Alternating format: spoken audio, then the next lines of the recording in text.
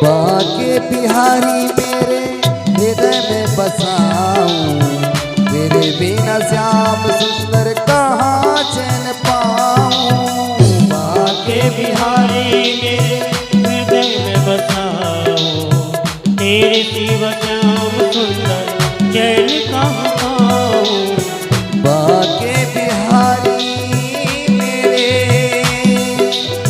हृदय में बसाऊं, तेरे बिना श्याम सुंदर कहाँ चैन पाऊं। बाके बिहारी मेरे हृदय में बसाओ, हे हरि तेरे बिना श्याम सुंदर चैन कहाँ पाऊं। लगने लगी तन मन में, लगने लगी तन मन में, ढूंढ रही मैं निधि वन में, ढूंढ रही मैंने जीवन में। ग्वाले वाला ग्वाले वाला ग्वाले वाला वाला मिल गया है, मोर पंख वाला मिल गया है। ग्वाले पंख वाला मिल गया, मोर पंख वाला मिल गया, मोर पंख वाला मिल गया है, मोर पंख वाला मिल गया है। मोर पंख वाला मिल गया, मोर पंख वाला पंख वाला, मोर पंख वाला मिल गया।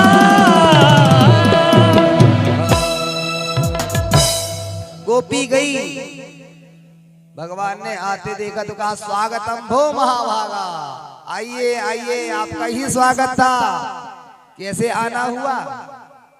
भगवान बोले ये भी कोई पूछने की बात है, ऐसे पूछ रही हो, अकेली गई हो, अपने घर के गृह कार्यों को छोड़ करके गई।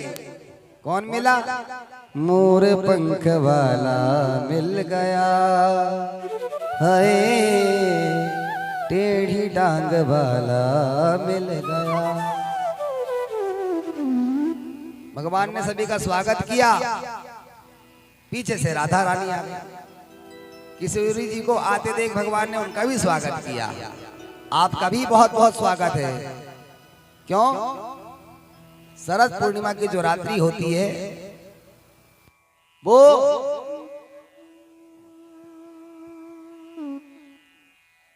ऐसा जान पड़ता है कि मानो आज रात्रि नहीं दिवस ही है। चंद्रमा अपनी पूर्ण आभा प्रभा में होता है। भगवान ने कहा आते समय डर नहीं लगा? किस बात का डर, किस बात का भय? हे श्याम सुंदर, आपके बेड़ोनाथ करते ही और हम दौड़ लगा करके आ गए। भगवान बोले बहुत अच्छा किया। लेकिन भगवान ने देखा कि सभी गोपांगनाओं को अभिमान आ गया और राधा जी को मान आ गया।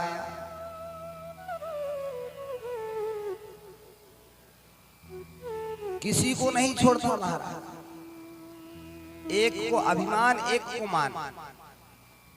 जैसे ही अभिमान आया और राधा जी को मान आया तो भगवान वहां से अंतर्धान हो गए और अंतर्धान होते ही सारी प्रजंगनाएं भगवान को खोजने लगी। लता पत्रादि से पूछ रही हैं, क्या आपने हमारे प्राण प्यारे को देखा है? श्याम सुंदर को देखा है? विरह में रुदन करने लगी, करुण क्रंदन करने लगी। भगवान एक वृक्ष के नीचे जाकर के बैठे हुए थे। समस्त जगह चलेगी, अरे राधा तुमसे तो अधिक प्रेम करते,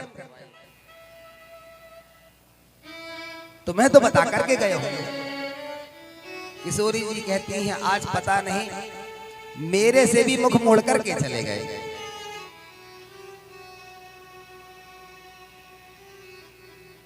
हमेशा बता करके जाते थे, आज ऐसा क्या हो गया श्याम सुंदर ने कुछ बताया नहीं। भगवान कहते हैं अस अभिमान, जब आप अपने मान का हनन कर दोगे। हनुमान जी को हनुमान क्यों कहा जाता है? क्योंकि उन्होंने अपने मान का हनन कर दिया है, नष्ट कर दिया है, इसलिए उनका नाम है हनुमान। विमान विगता माना अशौ इति विमाना, जो अपने मान का हनन कर देता है उसके लिए ही विमान आता है। गोपांगनाओं को अभिमान आ गया, हमारे बिना श्याम सुंदर रह नहीं सकते। भगवान के दिव्य आभा प्रभा को देख करके सभी व्यामोहित हो रही थी, लेकिन उनके मन में अहंकार उपज गया, अरे हमारे बिना ये क्या रह पाएंगे। राधा जी बोले मुझे बहन तुम्हारे बारे में तो नहीं कह सकती, पर मेरे बिना तो नहीं रह सकती। तो राधा जी को मान आया और गोपांगनाओं को अभिमान आया, इसलिए भगवान वहां से अंतर्धान हो गए। पूछ रही हैं, ढूंढा गली गली में, खोजा डगर डगर में, गली गली में जाकर के खोज रही है। अरे यमुना कालिंदी, तुम्हारे तो प्राण वल्लभ हैं, तुमने तो कहीं देखा होगा। यमुना महारानी बोले यहाँ तो आई ही नहीं श्याम सुंदर। तुलसी जी से जाकर पूछा, अरे तुलसी तुम तो उनके सिर पर जाकर के विराजमान होती हो शालिग्राम रूप में, तुम्हारी माला अति प्रिय है। हे तुलसी तुमने कहीं देखा श्याम सुंदर को? यमुना के बीच में जाकर के सभी एकत्रित हुई, रो रो करके बुरा हाल हो गया, भगवान को पुकारने लगी। जब पूरी तरह से अभिमान नष्ट हो गया, वे गोपांगनाएं भगवान को पुकारती हैं, मुरली बजा के मोहना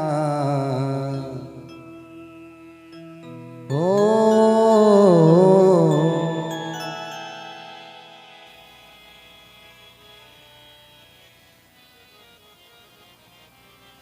सोनी, मुरली बजा के मोहना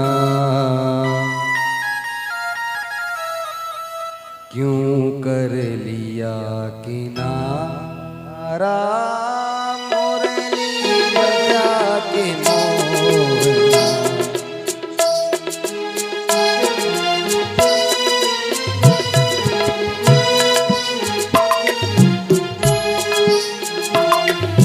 ये श्याम सुंदर एक तो पहले मुरली बजाया, बिराजिए नागपुर से पधारे परम वैष्णव भक्त, ऐसे सात्विक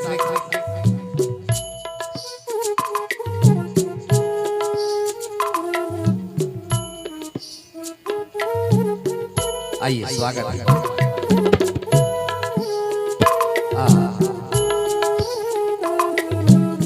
मुरली बजा के मोहना क्यों कर लिया किनारा, मुरली बजा के मोहना क्यों कर लिया किनारा, अपनों से हाय कैसा, अपनों से हाय व्यवहार है तुम्हारा, अपनों से हाय कैसा व्यवहार है तुम्हारा। ऐसा भी कोई करता है क्या? पहले तो आपने अपना बनाया और अपना बना करके आप हमें छोड़ करके चले गए, रो रो करके बुरा हाल। गोपी कहती है, यमुना तुम ही बताओ छलिया कहाँ गया है, यमुना तुम ही बताओ छलिया कहाँ गया है, ओ यमुना तुम ही बताओ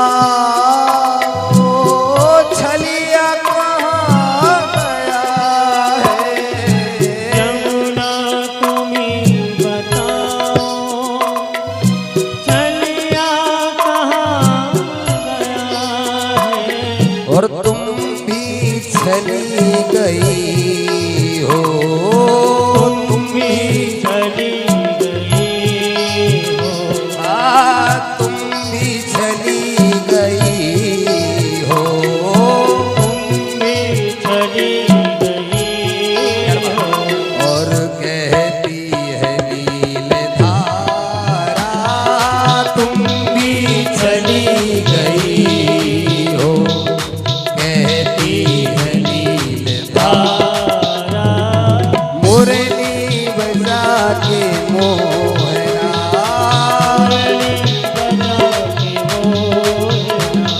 क्यों कर लिया किनारा, मुरली बजा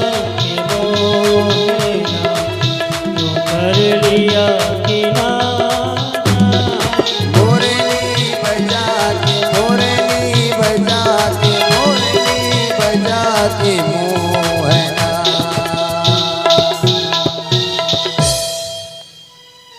यमुना के पास में गई, तुलसी के पास में गई, जब नहीं रहा गया रो रो करके बुरा हाल कर लिया, तो अपने अहंकार का त्याग किया। और भगवान की प्रतिज्ञा है, जैसे ही आप पवित्र हुए, पूर्ण हुए, और मेरी प्राप्ति जीव को हो जाती है। और भगवान उसी क्षण प्रकट हो गए, और प्रकट होते देख सभी आकर के चरणों से लिपट गए। हे श्याम सुंदर, हमारा त्याग क्यों किया आपने? क्या हम इतनी बुरी हैं? भगवान बोले, बुरा कोई नहीं होता,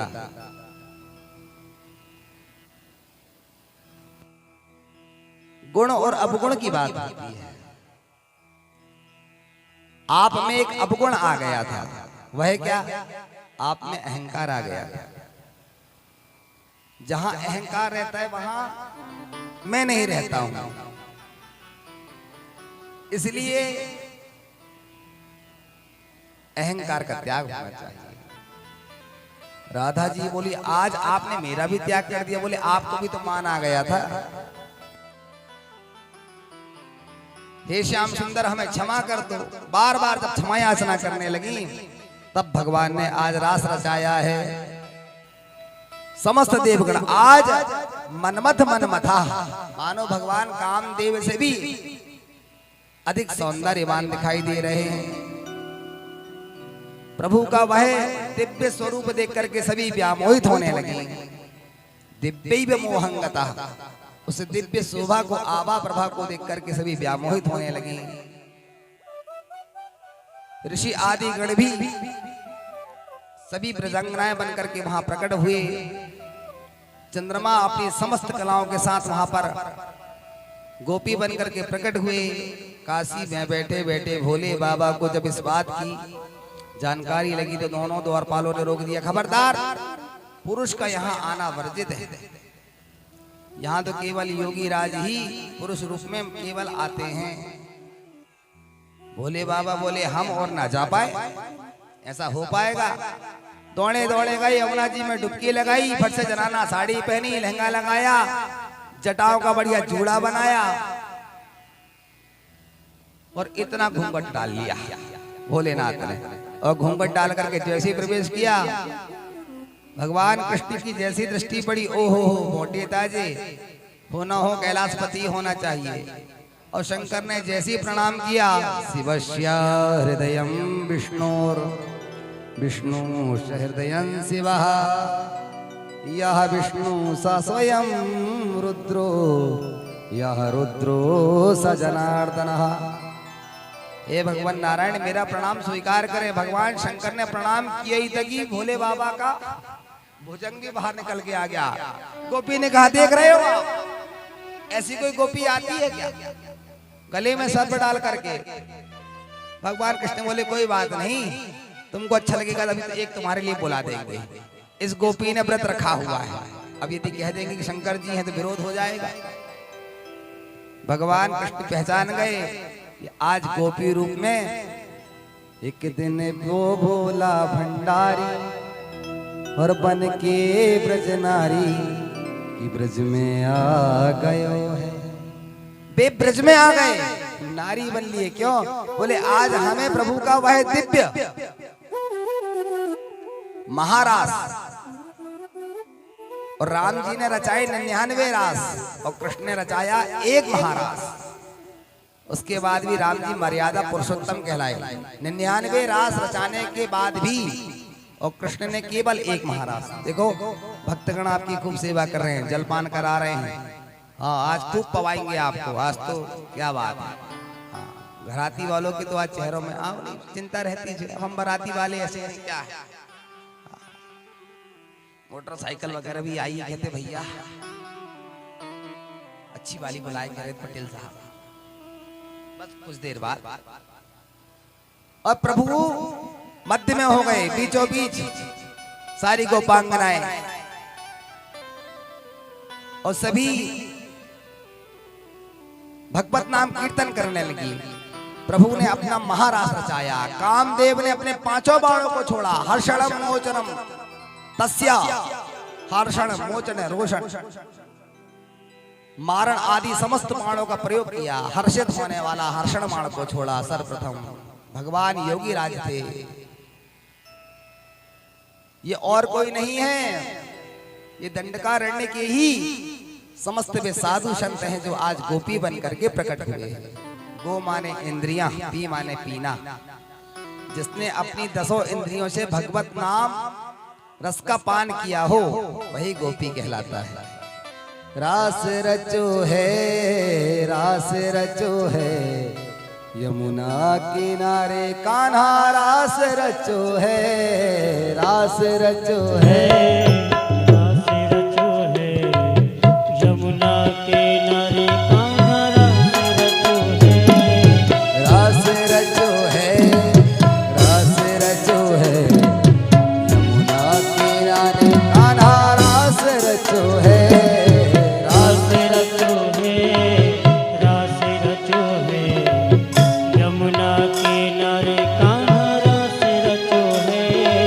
राधा नाचे गोपी नाचे, नाचे गोपी जन मन, नाचे नाचे गोपी जन, राधा नाचे कृष्ण नाचे, नाचे गोपी जन, राधा नाचे कृष्ण नाचे नाचे गोपी जन। और मन मेरो बन गयो सखी पावन वृंदावन, मन मेरो बन गयो सखी रे पावन वृंदावन।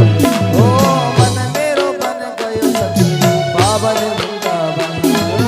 मन मेरो बन गयो सखी रे पावन वृंदावन। भगवान कृष्ण मध्य में थे, बीचों बीच सारी गोपांगनाओं ने गोला बनाया और सभी ताली बजा बजा करके रास रचो है, रास रचो है, यमुना किनारे कान्हा रास रचो है, रास रचो है, रास रचो है, यमुना किनारे कान्हा रास रचो है। ओ रास रचो है, रास रचो है, यमुना किनारे कान्हा रास रचो है। रास रचो है, रास रचो है, जय हो। यमुना किनारे कान्हा रास रचो है। भगवान ने सुमधुर रास रचाया।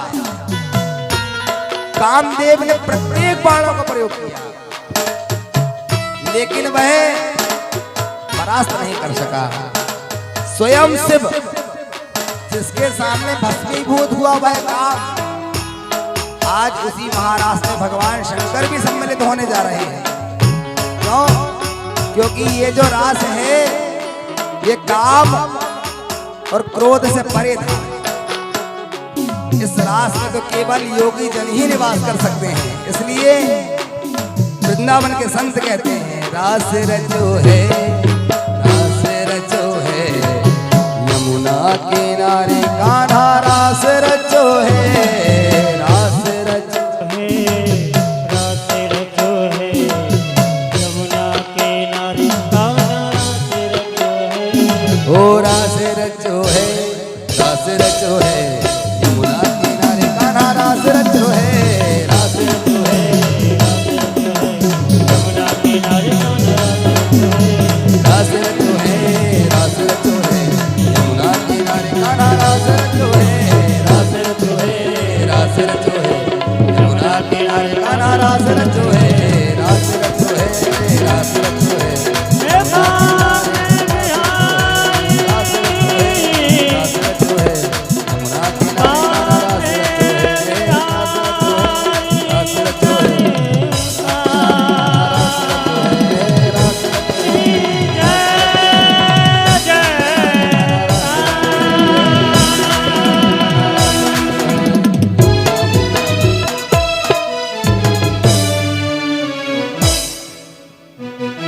रास बिहारी भगवान की। इस तरह प्रभु ने काम को पराजित किया, शिव ने भी पराजित किया, और तुलसीदास जी ने कहा मेरे राम जी ने भी पराजित किया। रामम कामारि सेव्यम भव भय हरणम काल मत्ते वसिंहम। आहा योगिंद्रम ज्ञान गम्यम निज गुण मंजितम निर्गुणम निर्विकारम। राम ने भी काम को परास्त किया है। 99 रास रचाया प्रभु ने, लेकिन मर्यादा पुरुषोत्तम कहलाए। और कन्हैया ने केवल एक रास रचाया, लेकिन महारास रचाया। शरदोत्फुल्ल मल्लिका, शरद पूर्णिमा की दिव्य रात्रि। और प्रभु ने समस्त प्रजांगनाओं के अभिमान का त्याग करके और उन्हें जीवन मुक्त किया। इसलिए भगवान को रास बिहारी भी कहते हैं। बोल रास बिहारी भगवान की।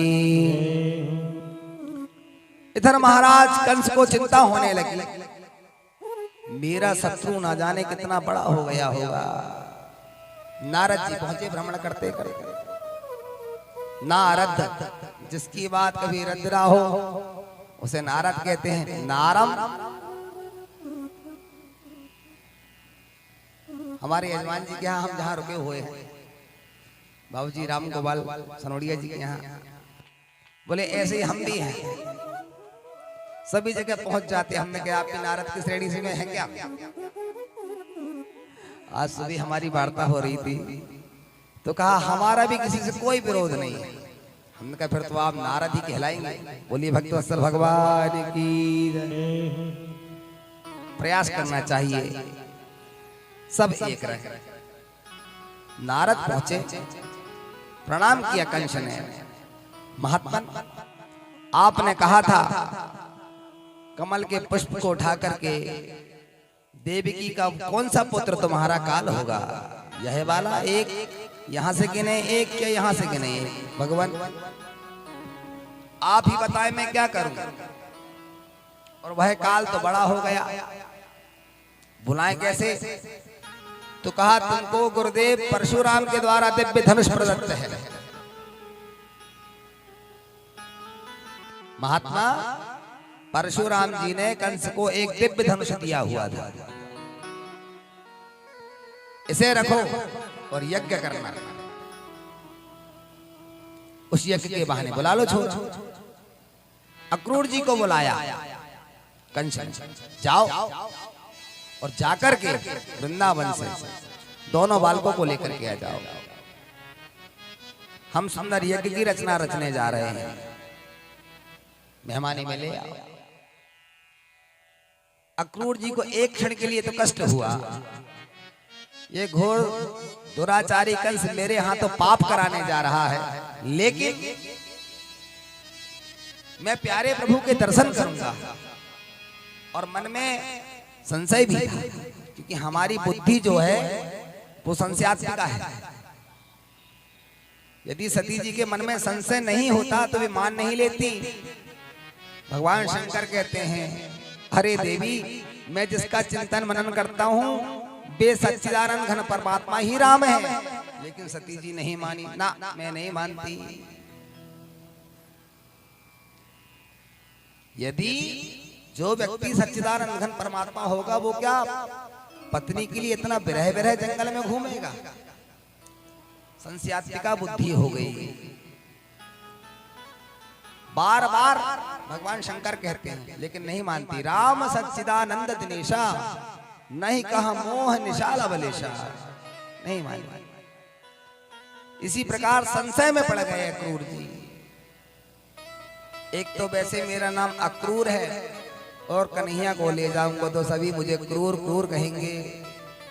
मन में धैर्य बंधाया, रथ को चलाने लगे। सायंकाल का समय हो गया, भगवान गोचारण लीला करके दाऊ भैया के साथ पधारे। जैसे रथ आया, नंद बाबा जी ने कहा, बेटा चाचा अक्रूर जी तुम्हें लेने आए हुए। आकर के चरण स्पर्श किया, पादर से पूजन किया। कैसे आए, आगमन कैसे हुआ चाचा जी? तो कहा मथुरा प्रदेश में मथुरा के महाराज मथुरा मंडल में एक सुंदर यज्ञ करने जा रहे हैं। उस यज्ञ में अनेकों बलवान योद्धाओं को निमंत्रण दिया हुआ है। ओहो हो, तो हमें भी बुलाया मामा जी ने। हाँ, मैं आप दोनों को लेने ही आया हुआ हूँ। लेकिन चाचा जी, आपसे निवेदन है, इस कुचक्र की बात आप माता जी को पता नहीं चलने देना। क्यों? यश को प्रदान करने वाली यशोदा एक क्षण के लिए भी कन्हैया के बिना नहीं रह सकती है। और यदि आप कह दोगे कि मैं ले जाने आया हूँ, वो कंस के यज्ञ में ले जा रहा हूँ, तो रो रो करके बुरा हाल कर लेगी और जाने नहीं देगी। पिताजी से कहा, बाबा चाचा जी कह रहे हैं बहुत सुंदर मेला भरा हुआ है, क्या हम दोनों चले जाएं? बाबा नंद ने कहा, रे छोरा, मैं तो को अकेले कैसे जाने दूं? प्रातः काल बोला, अरे नाई, पूरे गांव में लगा दे दो भाई, जिन छोरन को मथुरा मेला देखने जाना हो वो 10 बजे रथ में आकर बैठ जाएं। नाई ने आवाज लगाई, सभी आ गए, आकर के रथ में बैठ गए। प्रातः काल हुआ, जैसी आकर के बैठे, ब्रजगांव सभी ब्रजंगनाओं को पता चला कोई रथ आकर के रुका हुआ है। सभी रथ के सामने आकर के एकत्रित हो गई। एक कहती, मैं बिल्कुल नहीं जाने दूंगी मेरे श्याम सुंदर को। मेरी दृष्टि के सामने से प्रेमई का रूपा सहसा विराशी, ये प्रेम का स्वरूप, प्रेम की मूर्ति है ये ब्रजंगनाएं। अक्रूर जी ने रथ पर भगवान को जैसे ही बैठाया, गोपियां आकर के रथ को घेर लेती हैं।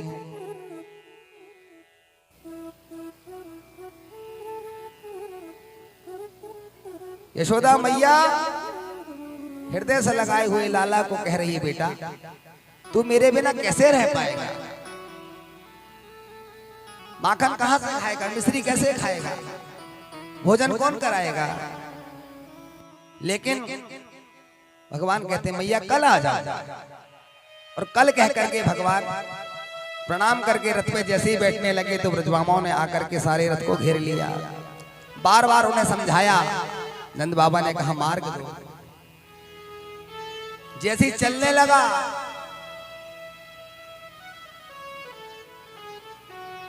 यशोदा मैया ने पुकार लगाई, दो पल बैठी हूँ इंतजार में,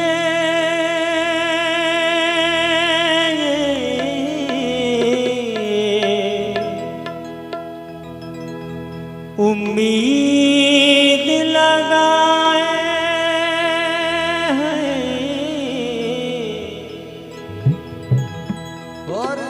ना जाने वो कान्हा मोरा किस घड़ी आए। क्या कहती है माँ यशोदा? लौट के आ जाओ,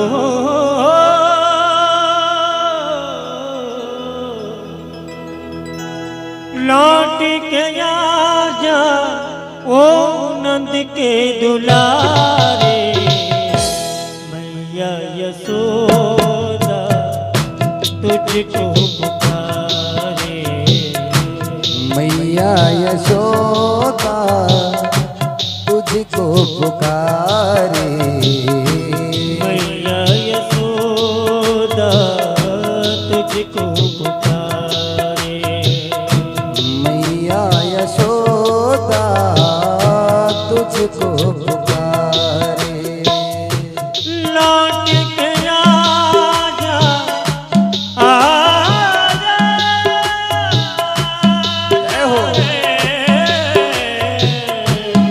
लौट के आजा ओ नंद के दुलारे, मैया यशोदा तुझको पुकारे, मैया यशोदा तुझको पुकारे। सभी तालियों की सेवा अवश्य दें।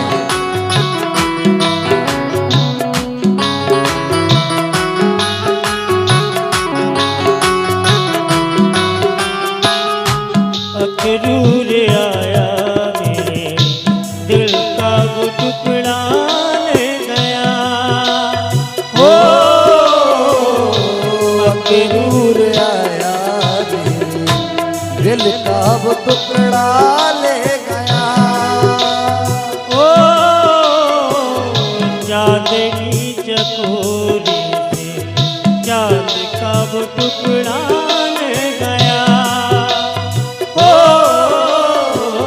चांद की चकोरी से चांद का वो टुकड़ा ले गया।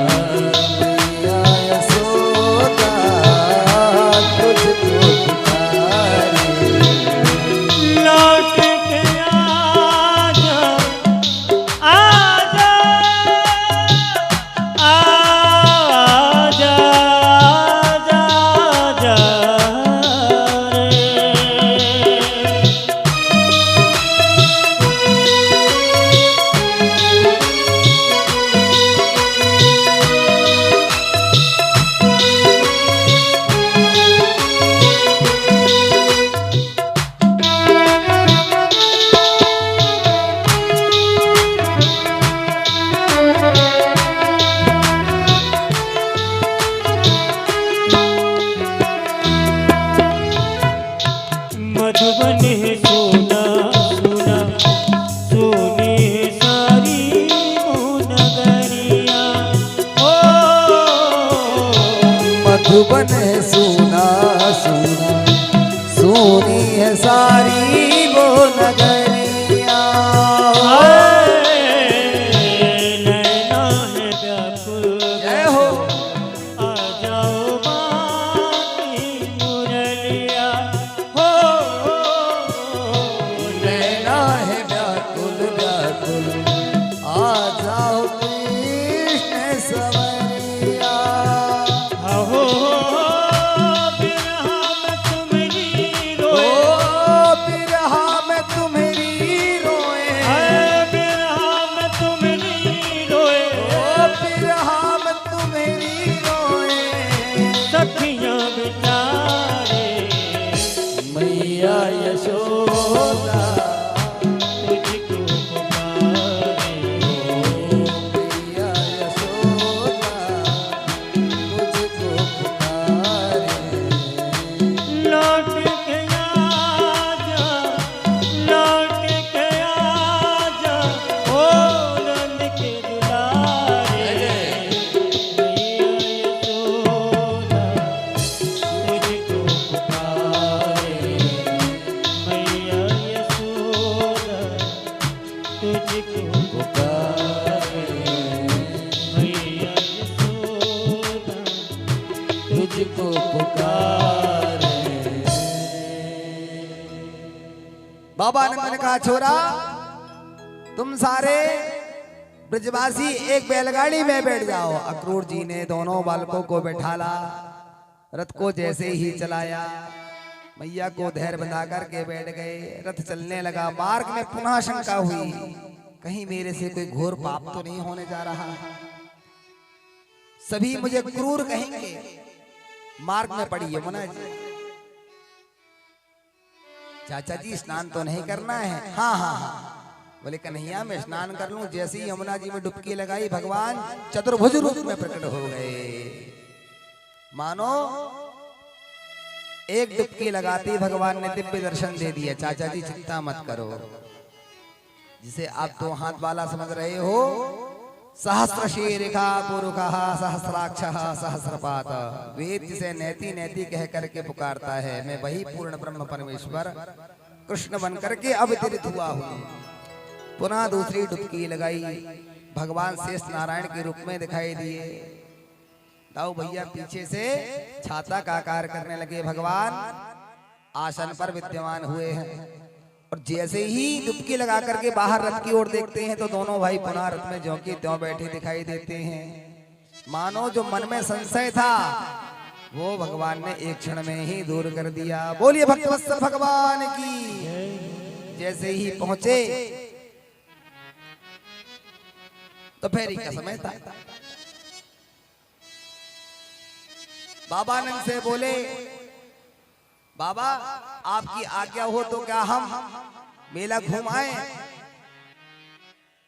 दाऊ जी से बाबा ने कहा, बेटा कन्हैया तेरा छोटा भैया है, भीड़ भाड़ में कहीं वो गुम ना हो जाए, इसलिए उसकी अंगुली पकड़ लेना। और जैसे ही आज्ञा दी सभी प्रसन्न होकर के वहां से चल पड़े मेला देखने के लिए।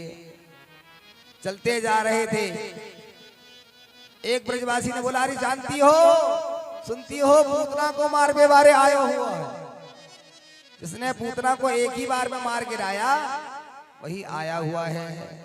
सभी एक दूसरे से कहने लगे, भगवान उस मार्ग में चल रहे थे, धाय धाम काम सब त्यागे, मन ही रंत नित लूटन लागे। दौड़ दौड़ करके सभी अटारी पर चढ़ गए और भगवान के ऊपर पुष्पों की वृष्टि करने लगे। आज प्रथम बार भगवान गए थे, जब से प्रथम बार आगमन हुआ है। सभी ने पुष्पों की वृष्टि करी। ब्रजवासी बोले, कन्हैया कन्हैया तेरे बड़ा स्वागत। अरे कहा, जानते नहीं हो यहाँ के जो राजा है वो हमारे मामा जी हैं, महाराज कंस। ओ हो भैया तू भी गजब करता है। क्यों? अरे भैया तेरे मामा के घर हम ऐसे वस्त्र पहन करके आए हुए,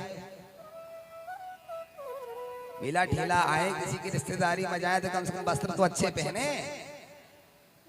भगवान बोले, चिंता मत करो, मामा जी का घर है और मामा जी ने खूब करप्शन किया हुआ है, खूब लूटपाट के रखा हुआ है, चिंता मत करो। मार्ग में चल रहे थे, सब यहाँ व्यवस्था करा देंगे। महाराज कंस के सुंदर नूतन वस्त्रों को लेकर के आ रहा था धोबी। उस रजक से भगवान ने कहा, मामा जी जय श्री कृष्णा। धोबी ने कहा, जय श्री कृष्णा कौन हो? भो साधो असाधो नाम।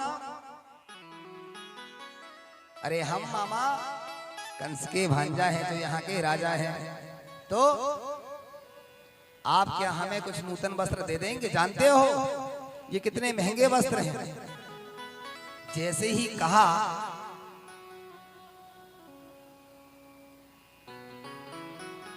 मुझे तो तुम गाय चराने वाले ग्वाल गवारिये ग्वाल जान पड़ते हो, महाराज के इतने श्रेष्ठ वस्त्रों को धारण करने की चेष्टा कर बैठे हो। गालियां देने लगा। मधुमंगल बोला, भैया जी तो को जाने ना है, दारी के पूतना मारो। एक हाथ धर, भगवान ने एक तमाचा मारा, महाराज धड़ रह गया, सिर उधर टूट के गिर पड़ा। जितने भी धोबी घाट से आ रहे थे सबने अपनी अपनी पोटली लगी। बोले, भैया छोरा के हाथ में मानो तलवार लगी हुई है। एक भी पास में नहीं आए। भगवान बोले, ब्रजवासियों जिसको जितने कपड़े पहनना है सब निकाल निकाल के पहन लो। अपने पुराने वस्त्रों को छोड़ दिया, नए वस्त्रों को धारण कर लिया। वस्त्र को धारण करने के बाद में मार्ग में चले। चलते चलते झाड़ू लग रही थी, पोंछा लग रहा था। महाराज कंस इतने बलिष्ठ विराट उनका स्वरूप, छोटे छोटे ब्रजवासी। भैया कन्हैया ऐसे हम लहंगा जैसे झोला छाप कपड़ों को पहन करके कैसे चलें? चलते भी नहीं बन रहा है। मार्ग में मिले दर्जी, मामा जी जय श्री कृष्णा। परिचय दिया, महाराज कंस के हम भांजा। सरकार आइए आइए, क्या लेंगे? हमारे सभी ब्रजवासियों के वस्त्र ठीक कर दीजिए। बोले, सरकार आपका आशीर्वाद चाहिए। अभी अभी देखा आपका प्रसाद बड़ा महंगा पड़ता है, एक ही हाथ में सिर अलग कर देते हैं आप। बस आप तो बैठ जाइए, 5 मिनट दे दीजिए। सबका फटाफट बनाया। भगवान बोले, ए मस्तु। और जब से भगवान ने दिया है, जितने की कपड़े ने उसकी दुगनी सिलाई हो गई। हमारे मास्टर साहब बैठे हुए हैं। तो भाई जब से दर्जी लोगों को खूब फल फूल रहे हैं। बोलिए भक्तवत्सल भगवान की। एक कोट लेने चल जाओ महाराज। अरे क्या क्या, मेरे तो पूरे कपड़े यही बनाते हैं। तो आगे चले। क्यों ब्रजवासियों कैसा रहा भैया? बोले, भैया अब रहे जरा फिट फाट, बिल्कुल सुंदर सुंदर रेशमी वस्त्र धारण हो गए। लेकिन ब्रजवासी तब तक ना माने जब तक उनके गले में सुंदर तुलसी की वैजयंती की माला ना पड़ जाए। तो क्या चाहते हो? सुदामा नामक एक माली मिला। मामा जी जय श्री कृष्ण। बोले, सरकार आप ना आए, मैं ही आ जाता हूँ। एक तमाचे का प्रभाव ऐसा पड़ा, सब स्वयं आकर के देने लगे। अब बताओ ब्रजवासी कोई समस्या? बोले, भैया कन्हैया और तो सब ठीक है, लेकिन माथे में जब तक थापक था हुआ चंदन ना लग जाए तब तक माथा शीतलता प्रदान नहीं करता। इसलिए चंदन का अभाव हो रहा है। मार्ग में चल रहे थे, कुब्जाया कमनीय रूपाधिकम किम तत्सुदामोधनम त्रिवक्रा, 3 जगह से टेढ़ी कुब्जा देवी। भगवान ने कहा, भो सुंदरी कहाँ जा रही हो? आज तक कुब्जा को किसी ने काली कुप्टी के अलावा कुछ कहा ही नहीं था, लेकिन भगवान ने जो संबोधित किया, हे सुंदरी आप कहाँ जा रही हो? जैसे सुना कुब्जा ने मुझे कोई सुंदरी कह रहा, पीछे पलट करके देखा, जय श्री कृष्णा परिचय दिया, महाराज कंस के हम भांजा हैं। ओहो आप भांजे हैं उनके? प्रथम बार आए हैं? बोले हाँ, हम मेला ठेला देखने के लिए आए हुए हैं, क्या चाहते हैं? ये आप मल्यागिर चंदन कहाँ ले जा रही हैं? बोले महाराज के लिए ले जा रही हैं। क्या आप अपने हाथों से हमारे माथे पर लगा देंगे? बोले अवश्य, मैं भी यही चाहती हूँ। भगवान बोले लगा दो। कुब्जा ने जैसे ही मल्यागिर चंदन को लगाया, सारे ब्रजवासी चंदन को लगवाने लगे। मधुमंगल बोला, भैया कन्हैया, हम ब्रजवासी किसी से कुछ चीज फ्री में नहीं लेते हैं। फ्री के चंदन घिसमेरे नंदन, ऐसा ना हो कि लोग ये कहें कि फ्री में लगवा लिया, कुछ तो देना पड़ेगा। हम वृंदावन से जो आए हुए हैं। भगवान बोले चिंता मत करो, कुछ ना कुछ जरूर देंगे, लगवाओ। लगवाने के बाद में कुब्जा ने कही, सरकार एक प्रार्थना थी, हाँ बताओ। आप घर जरूर पधारें। मधुमंगल बोले अभी नहीं, अभी तो दूसरे काम है। कन्हैया पहले कुछ प्रसादी दे दो। भगवान ने कुब्जा के दोनों पैरों के अंगूठों के ऊपर अपने श्री चरण को रख दिया और उसकी नाभि पर अंगूठा लगाया और उसकी कमर पर दूसरा हाथ रखा और एक झटका चोर का जो मारा महाराज, तो 3 जगह से जो कुबड़ी कुब्जा थी वो एक ही बार में झटके में सीधी हो गई। बोलिए भक्तवत्सल भगवान की। अब तो मधुमंगल बोले, भैया तू 3 जगह से टेढ़ा, ये 3 जगह से टेढ़ी, तुम दोनों की जोड़ी बड़ी सुंदर लगी। भगवान बोले एक बार में अवश्य आऊंगा। इस तरह से कुब्जा को भगवान ने सुंदर कर दिया। भगवान है ही दयालु। वे दया कांत ने कुब्जा को आशीर्वाद दिया, वहां से चल पड़े। जैसे आए तो यज्ञशाला में सभी ब्रजवासी मेला घूम रहे थे। कृष्ण और बलदाऊ यज्ञशाला में प्रवेश करते हैं। यज्ञशाला में जैसे ही भगवान आए तो आकर के देखा भगवान परशुराम का दिया हुआ वह दिव्य धनुष रखा हुआ था। भगवान ने प्रत्यंचा चढ़ाई और एक बार में ही, एक झटके में, निमित्त मास में उस विराट धनुष को 2 भागों में परिवर्तित कर दिया, खंडित कर दिया। महाराज गजब हो गया, गजब हो गया। आपने जिस धनुष को यहाँ पर रखा हुआ था वो एक क्षण में टूट करके 2 भागों में परिवर्तित हो गया। अब तो महाराज भयात कंस को अति भय हो गया। गुरुजी ने कहा था, परशुराम जी ने, हे कंस, मैं तुझे इस धनुष को दे रहा हूं, इस धनुष को संभाल करके रखना, जो इसे तोड़ेगा वो तुझे नहीं छोड़ेगा। अब क्या करना चाहिए? तो अनेकों पहरेदारों को लगा दिया, बौखला गया। दोनों आए, रात्रि में आकर के शिविर में रुके। प्रातः काल हुआ, दोनों भाई गुरुजी की चरण सेवा के बाद में प्रसादी करा करके आए। जैसे आए तो मार्ग में सबसे पहले कुबलिया पेड़ हाथी, महावत ने अंकुश को जैसे लगाया, हाथी बौखला उठा। भगवान ने जोर झपट्टा मारा, कुबलिया पेड़ हाथी के दोनों दांतों को पकड़ा और एक झटके में दोनों दांतों को तोड़ लिया। बलदाऊ जी बोले, कन्हैया ने मेरी तरफ फेंक। भगवान ने जैसी दाऊ जी को दिया, दाऊ जी ने ले जाकर के महावत को भी मारा और हाथी को भी टांग पकड़ करके पटक दिया। रुद्र बमन करते हुए गोविंदाय नमो नमः। कंस अटारी पर बैठा हुआ था। अरे शल तोशल जाओ, दोनों को नष्ट कर आओ। सल और तोशल दोनों आए। सारे पुरवासी ब्रजवासी, महाराज स्वयं उग्रसेन जो बंदी बने हुए बैठे हुए थे, वे सभी अपनी अपनी भावना से वहां देखे हुए थे। जागी रही भावना जैसी, प्रभु मूर्ति देखी तिन तैसी। सभी अपने अपने भावना के अनुसार देख रहे थे। माता देव की विचार कर रही थी, आज मेरा वर्ष 10 वर्ष 56 दिन का हो गया है, आज आया हुआ है इतने समय के बाद। लेकिन जैसे ही पहुंचे, चल और तो चल आए, दोनों ने एक एक पटकनी लगाई और रुद्र वमन करते हुए प्राण पखेरु को हरण कर लिया। चारों मुस्तिक आए, भगवान के वक्षस्थल पर जैसे ही मुस्तिक ने प्रहार किया, भगवान ने उसके वक्षस्थल को 2 बार ऐसा मुक्का मारा कि मुख से खून आया और रक्त को रुद्र वमन करते हुए वह भी गिर पड़ा। अब तो महाराज बौखला उठाकर, इसको नहीं छोड़ूंगा, इसके बाप को नहीं छोड़ूंगा, अपने बाप उग्रसेन को नहीं छोड़ूंगा। दाऊ भैया की तरफ इशारे के देख लिए मामा जी कितनी बौखलाहट में हैं। भगवान कहे अभी हम जरा हाई जंप लगा करके आते हैं। भगवान ने वहां से एक उछाट मारी तो सीधे 6वीं मंजिला पर जाकर बैठ गए। जैसे जाकर के पहुंचे तो महाराज कंस सिंहा माथे का मुकुट नीचे गिर गया।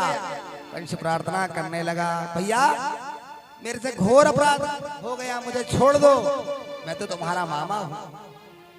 भगवान कृष्ण कहते, वाह मामा जी, जिनकी पग नहीं फटी बीमारी, अरे आपके पांव में कोई कांटा गड़ा हुआ है, जिसके पांव में गड़ता है ना मामा जी, उसको कष्ट होता है। बेका जाने पीर पराई, मेरे पिता ने बार बार आपसे प्रार्थना करी थी, आज आपको कष्ट हो रहा है, प्राणों की रक्षा के लिए आप भीख मांग रहे हैं, दया कर दो, दया कर दो।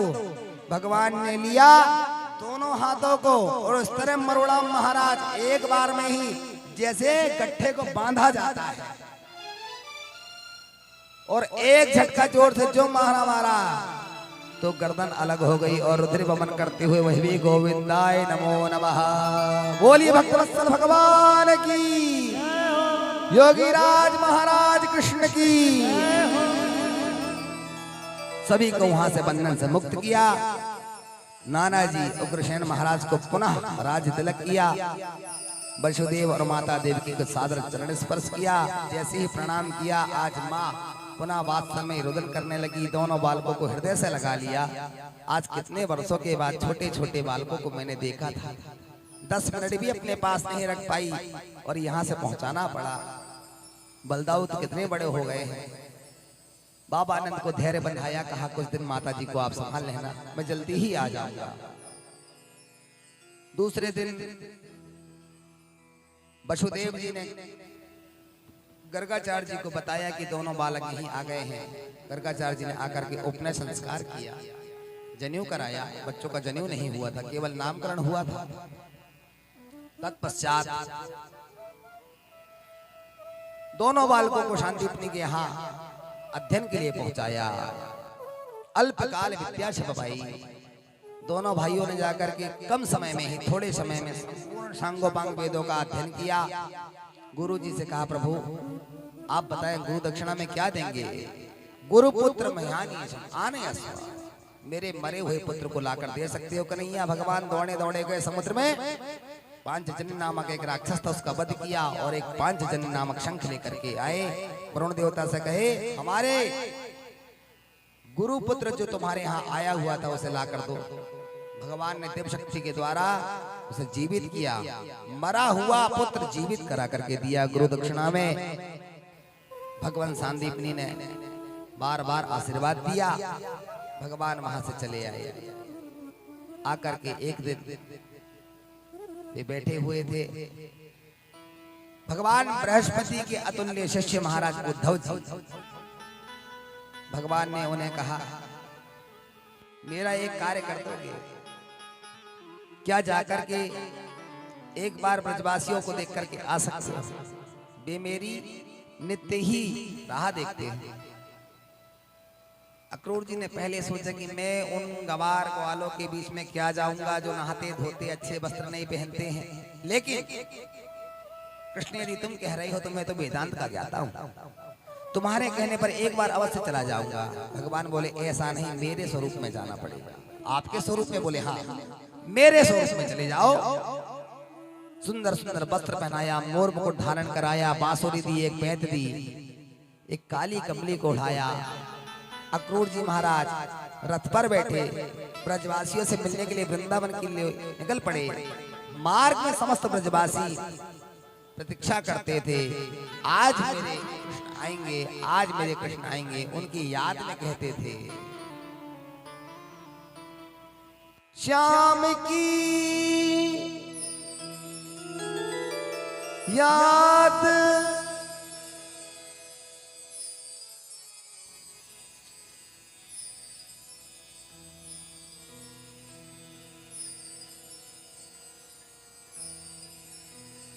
वो तुम्हारी याद आती है।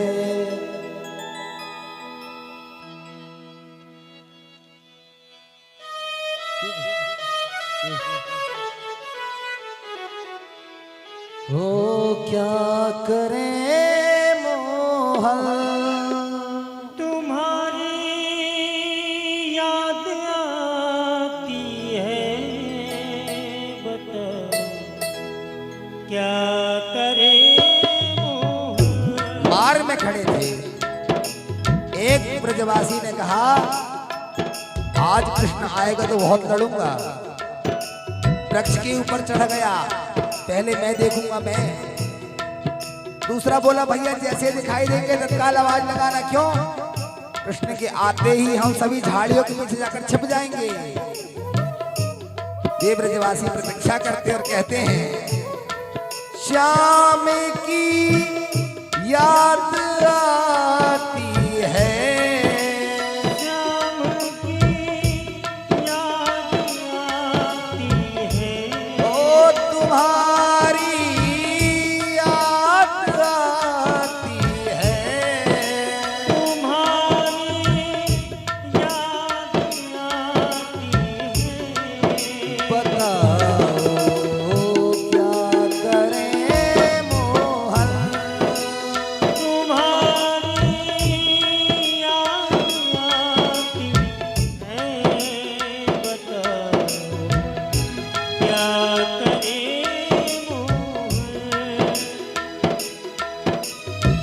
कैसे है कन्हैया? ब्रजवासी कहते हैं सुबह और शाम आती है, रात भर वो रुलाती है। सुबह और शाम हे हरि आती है, रात भर भी रुलाती है। ओ सुबह और शाम आती है, रात भर वो रुलाती है। सुबह और शाम आती है, रात भर भी रुलाती है। चैन हमको नहीं आता, चैन हमको नहीं आता, बताओ क्या करें मोहन, बताओ करे मोहन।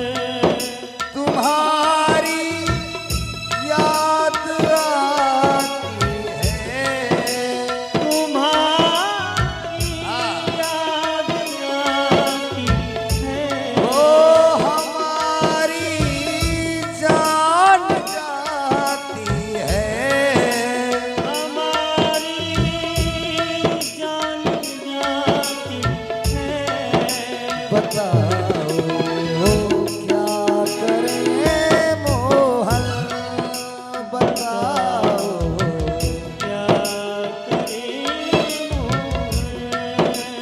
जय हो।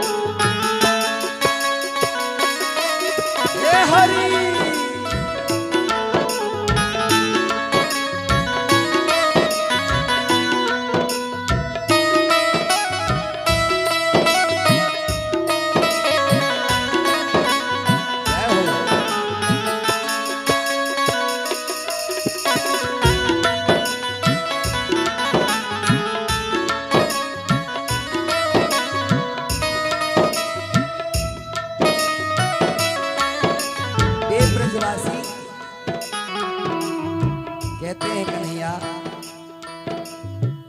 तुम्हारी ये तुम इसके हमारी कौन चलने दे तुम्हारी ये तुम इसके हमारी कौन चलने दे। तुम्हारी ये तुम्हारी याद और तुम इस याद के हमारी कौन चलने दे। जब हम तुम्हारी याद करते हैं ना कन्हैया प्रतिदिन, तो तुम्हारी याद हमारी मनमानी नहीं चलने देती है। क्यों? तुम्हारी ये तुम इसके हमारी कौन चलने दे। तुम्हारी ये हाँ तुम इसके हमारी कौन चलने दे। एक काम करना कन्हैया, जब ये याद हमको आना बंद हो जाए तब तो तुम आ सकते हो। ये जब जाएगी तुम आना, ये जब जाएगी तुम आना। ये जब जाएगी तुम आना। ये जब जाएगी तुम आना। बताओ क्या करें मोहन, बताओ क्या बताओ।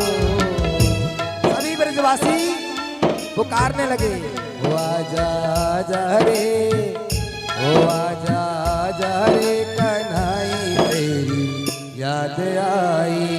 आजा आजा रे कन्हई तेरी याद आई। ओ आजा आजा रे सावरिया तेरी याद आई। आजा रे सावरिया तेरी याद आई। ओ याद आई रे तेरी याद आई। याद आई रे तेरी याद आई। ओ याद आई रे तेरी याद आई। याद आई सब गाइए। याद आई। ओ आजा आजा रे, ओ आजा आजा रे बिहारी तेरी याद आई। आजा आजा रे बिहारी तेरी याद आई। ओ आजा आजा रे सावरिया तेरी याद आई। आजा आजा रे, सावरिया तेरी याद आई। ओ आजा आजा रे कन्हई तेरी याद आई। आजा आजा रे कन्हई तेरी याद आई। ओ आजा आजा रे बिहारी तेरी याद आई। आजा आजा रे बिहारी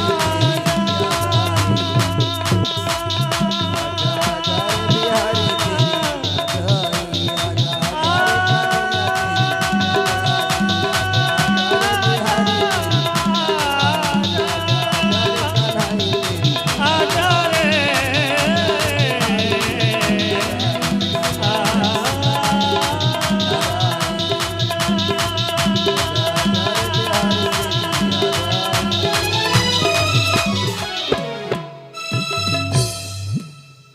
ओ आजा आजा रे कन्हई तेरी याद आई। एक जो वृक्ष के ऊपर चढ़ा हुआ था उसने देखा, ओहो काली कमली वाला आ रहा है। भैया सब छिप जाओ, देखो हमारा कन्हैया आ गया आ गया। और जैसे ही मार्ग में रथ आया, सन्निकट आया, सभी ब्रजवासी जो पीछे झाड़ियों में छिपे हुए थे वे आए और आकर के अक्रूर जी के रथ के सामने अक्रूर जी से आकर के लिपट गए। अक्रूर जी ने जैसे नाक सिकोड़ा, कपड़े धोले हैं, ना परफ्यूम लगाया हुआ है, ना जाने कब से नहीं नहाया होगा।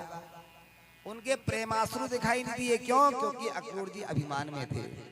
मैं बृहस्पति का वेदांत का शिष्य हूं। उद्धव जी महाराज को, और उद्धव जी महाराज ने जैसे ही देखा, सारे ब्रजवासियों ने आज उद्धव जी महाराज की मुखाकृति को देखा। हमारा कन्हैया है, चुम्बन करने लगे, लेकिन नेत्रों को नहीं देखा। जैसे ही नेत्र की ओर देखे, ओहो हम किसको आलिंगन कर रहे हैं, किसको चुम्बन कर रहे हैं? ये तो कोई और ही बहरूपिया है, काला काला मुरली वाला बन करके आया हुआ है। उद्धव जी महाराज से सभी दूर हो गए, जो निकट आए हुए थे सन्निकट नहीं पहुंच पाए। उद्धव जी महाराज वहां से पहुंचे, उन्होंने जाकर के नंद भवन में माता यशोदा को प्रणाम किया, रात्रि रहे। दूसरे दिन सभी ब्रजांगनाओं से मिले, श्री किशोरी जी से मिले। किशोरी जी याद करती हैं, वे कहती हैं, जयति तेधिकम जन्मना प्रजा श्रयत इंदिरा शाश्वतत्रही। बार बार वित्त में जन्म मिले, क्यों? बोले श्याम सुंदर का, राधा माधव का दर्शन प्राप्त होता है। जन्म न ब्रजा, भगवान कैसे हैं? बोले कल्मषापहम, समस्त पापों को जो नष्ट कर देते हैं। कैसे कर देते हैं? बोले दर्शन मात्र से कर देते हैं, संग मात्र करने से कर देते हैं। श्रयत इंदिरा, इंदिरा कहते लक्ष्मी को। भगवती लक्ष्मी ही जिनके साथ रमण करती हो, निवास करती हो, ऐसा ब्रज हमें प्राप्त हो। जब सारा कुछ सुना, उद्धव जी एक वृक्ष के पीछे छिप करके झाड़ियों में सब कुछ सुन रहे थे। वहां उन्होंने एक भ्रमर गीत का भी गायन किया और कहती हैं श्री राधा जी, अरे भौरे, रात्रिर्गमिष्यति भविष्यति सुप्रभातम। जिस तरह रात्रि होते ही तू एक पराग को ग्रहण करने के लिए पुष्प में जाकर के छिप जाता है, रात्रि भर उस पुष्प के भीतर रहता है, सारा उसका पराग तू रस को एकत्रित कर लेता है। और भास्वान उदय शशि पंकजस्ति, भगवान सूर्य जैसे उदित होते हैं, उनकी किरणें पड़ते ही उसके जो रेप होते हैं पंखुड़ी वो खुल जाती है और तू 9-11 हो जाता है। हम जानते हैं तू काला और वह काला काला मुरली वाला, तुम में एक ही गुण है। हमारे चित्त को चुरा करके वह चला गया, इसलिए वो चित्त चोर है। उद्धव जी सब कुछ सुन रहे थे। ओहो, बृहस्पति का पारंगत शिष्य, वेद वेदांत में निष्णात था महाराज, आज आया एक दिन के लिए और गए उद्धव जी महाराज पूरे 6 महीने में। 6 महीने बाद जब पहुंचे, भगवान कृष्ण से जाकर के झगड़ा करने लगे। गजब करते हो, ऐसा भी कोई मित्रवत व्यवहार करता है? प्रेमई का रूपा सहसा विराशी, तुम्हारे विरह में सभी प्रेम में रुदन करती हैं, रोज तुम्हें याद करती हैं, विलाप करती हैं, करुण क्रंदन करती हैं। तुम 2 दिन का कह करके गए थे, 2 दिन का वादा करके गए थे, क्या लौट आने की फुर्सत नहीं है? रोज कहती हैं।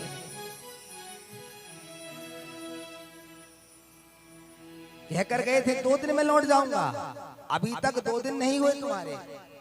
भगवान बोले क्या बताएं बताओ, कैसा लगा तुम्हें? अरे बोले ब्रज की छोड़ो,